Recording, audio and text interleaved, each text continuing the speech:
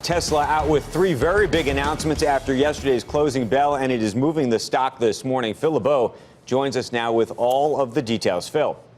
Andrew, let's start with the first one, which is, for a lot of investors, the one that's getting the most attention. It is what Elon Musk had to say about the company not being profitable for the first quarter. Remember, the company turned a small profit in the fourth quarter of last year during a call with reporters to discuss a $35,000 rollout of the Model 3. He said that the company won't turn a profit in the first quarter. Why? They've got some one-time charges. Remember, they dismissing about 7% of the workforce. They announced that last month. That's going to be a hefty charge in the first quarter. And also the challenges of exporting cars to China and Europe and the lag effect of some of the revenue that will come with the expected sales there. So coming out and saying we don't expect to make a profit in the first quarter, not a huge surprise to Wall Street. Most were expecting them to be struggling to even do that. Here's the other news that came out last night. They are going to be announcing, or they are now selling, a $35,000 Model 3. So this is the base level. He says they are not going to be able to go lower than $35,000. It will have a lower range than the current version that's being sold. The range on this one will be 220 miles. The question is, how much is this going to goose sales for the Model 3? If you look at how deliveries have increased steadily over the last 5 or 6 quarters, you can see that they ended the fourth quarter delivering about 63,000 Model 3s. I asked him on the call last night, I said, how many do you expect to sell this year? Remember, this is not just in the United States. This is worldwide. He said, we think we can sell 500,000. I said, what's that based on? He said, it's just a gut feeling. It's not based on reservations. It's not based on them saying we know for sure that there are 500,000 buyers out there. But that's what Elon Musk is projecting at this point. Also, keep in mind that they have a $920 million bond payment that is due today. Elon Musk did not discuss that during a call with reporters last night. It remains to be seen when they will make that payment today. They ended the fourth quarter with just under $3.7 billion in cash and liquidity, guys. So there's no question that they've got the money. It's not like they're going to default on this bond payment, but the cash crunch in the first quarter and then heading into the second quarter, which, by the way, Elon Musk said on the call last night, he expects them to turn a small profit. That's going to be in focus today. Hey, Phil, I just had one very quick question, which is it's a sales question, a technical question. When you walk into a showroom today to buy a vehicle, do you buy it in the showroom or do you still technically buy it online?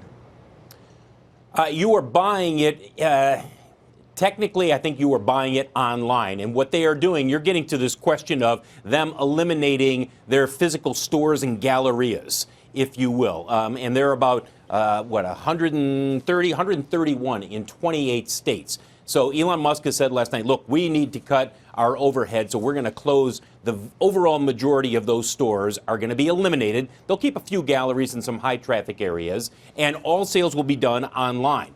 So the question becomes, Andrew, what happens with some of the state regulatory bodies that have said over the last several years, if you're going to sell vehicles in this state, you have got to have some type of physical presence.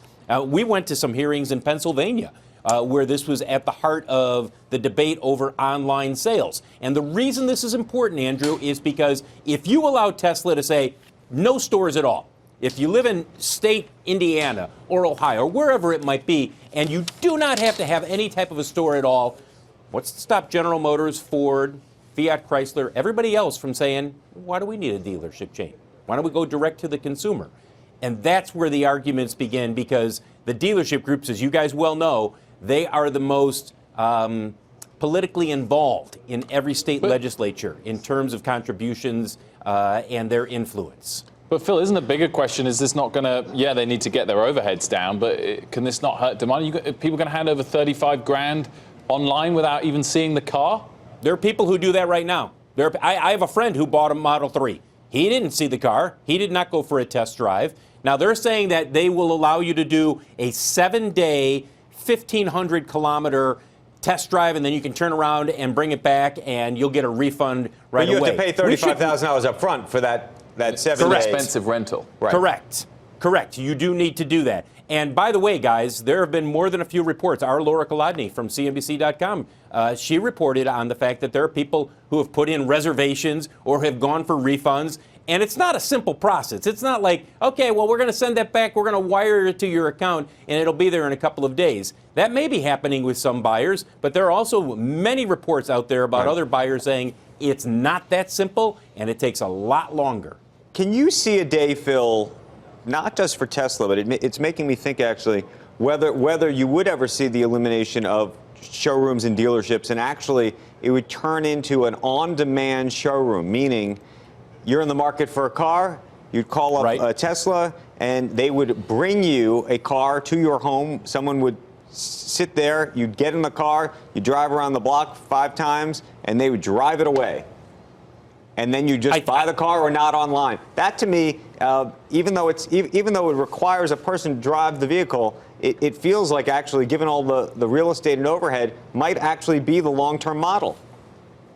Yeah, I think you're right. It could be the long-term model, not just for Tesla, but for other automakers as well. But again, it gets into this other question, the dealership model that has been so embedded in the business of selling vehicles for more than 100 years. That's at the heart of this. If you're going to allow Tesla to go completely online with no physical presence or a very limited physical presence, you will start to see the dealership groups fight back and say, wait a second, you can't allow them to do that, because that opens the door for everybody else to start thinking about doing the same thing.